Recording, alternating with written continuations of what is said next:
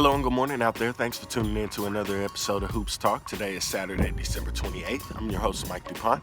Thanks for tuning in, however you may be following along, whether on Instagram at Mic'd Up, whether on Facebook at Mike DuPont II, or on YouTube.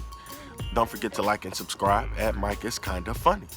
So let's just dive right in, recapping last night's hoops action. The Boston Celtics defeated the Cleveland Cavaliers relatively easily. It was a double-digit win. Jaylen Brown and Jason Tatum each notched 30 points for the Celtics. The Celtics, I believe, were on their fifth game in a row, which is great for a team still trying to develop an identity post Kyrie Irving. I mean, obviously, it's going to be. I say obviously. I feel the identity is going to be developed and matured in that young core that they've brought in. You want to find a way to rope Kemba Walker into all of it somehow. But Jaylen Brown and Jason Tatum, this Celtics team is going to go as Jaylen Brown and Jason Tatum goes. And last night they went. They both had 30 points, like I said, and the Celtics handled the Cavs pretty easily, relatively easily. In that early matchup, I believe the final was 129-117. Looking at the next game, it was a close finish between the Philadelphia 76ers and the Orlando Magic. The Philadelphia 76ers rallied late to try to fight their way back into competition. They ended up losing by 1 point to the Orlando Magic. They hit 4 threes in the final minute, Philadelphia did, to try to rally their way back into action. It came down to making free throws for Orlando. They did miss a few down the stretch, but at the same time, they hit the ones that mattered. They were able to escape with a 1-point win. The Orlando Magic currently sit 8th in the Eastern Conference standings, although they have a sub 500 record. And if you're a fan of the game, if you're a fan of the sport, if you've been following the sport for multiple years, then that's not a surprise to you that there's an Eastern Conference team with a sub 500 record. Now, what will surprise you is in both the Eastern Conference and the Western Conference, the A seed has a record below 500. And the A seed in the Western Conference, the Portland Trailblazers, they're in action today. I believe they're taking on the Los Angeles Lakers. You get to see LeBron James take a trip down memory lane against his buddy Carmelo Anthony. Obviously, he's not he's not the star there. I mentioned he's not the star there. It would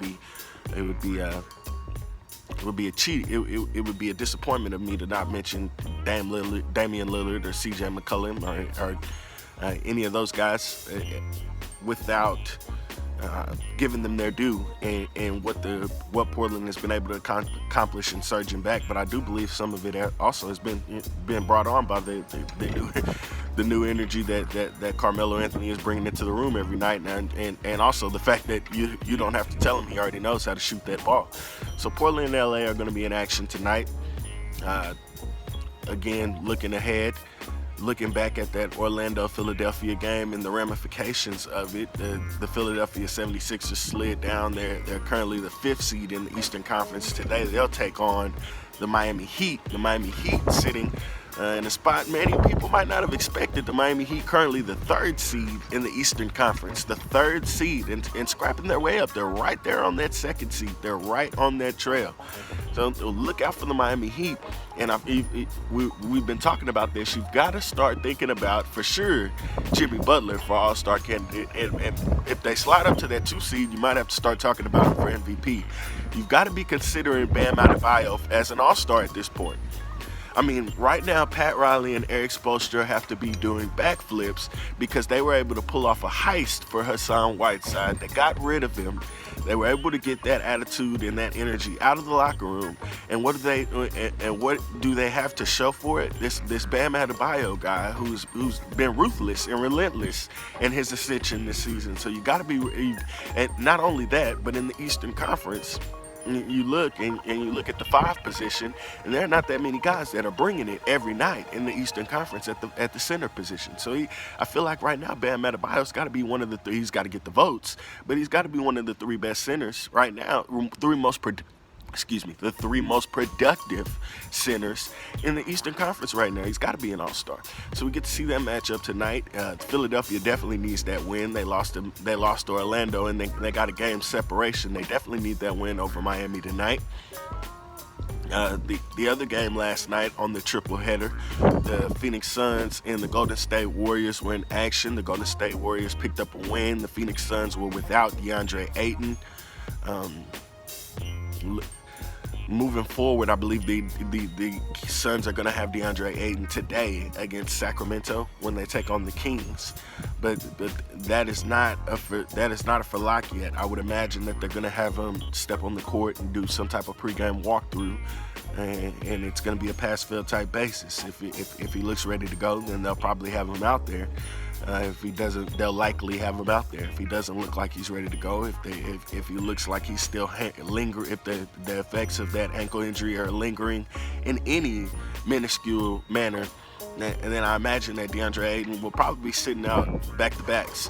But again, yesterday he was likely to return today. So again, like I said, he'll probably take place in walkthroughs today. He'll probably take place in walkthroughs today. That doesn't guarantee him in action. Now, looking ahead, I would love to hear your thoughts on this because we've got a game on the schedule 2 days from now, and we're going to talk about this some more tomorrow in depth. Mavericks-Lakers coming up. I believe that's going to be on Saturday night. Mavs-Lakers, ESPN. If not Saturday, it's for sure Sunday. Again, we'll revisit this tomorrow. Mavs-Lakers, Sunday night. I would love to hear from you out there in Instagram land and Facebook land and YouTube land. I'd love for you to let me know who you got. I expect to hear a few back. I expect to hear maybe 40, 60, 50, 50. I'd love to see it. So who do you got? Do you got Luka's back? Popo's back. He was never out. So you got a full and healthy Mavericks team who has already beaten this Lakers team once. And you've also got a Lakers team who's coming off of trying to rally and forget that they lost 3 straight games, 3 or 4 straight games last week. Who you got? Let me know in the comments. Off the top of my head, I'm gonna go ahead and say that the Mavericks are gonna win that one, mainly because of LeBron and this lingering groin injury, and I don't know how long it's going to be affecting him. I'm gonna go ahead and say the Mavericks are gonna pull that one out, but I'd love to hear from you, and I'd love to hear why.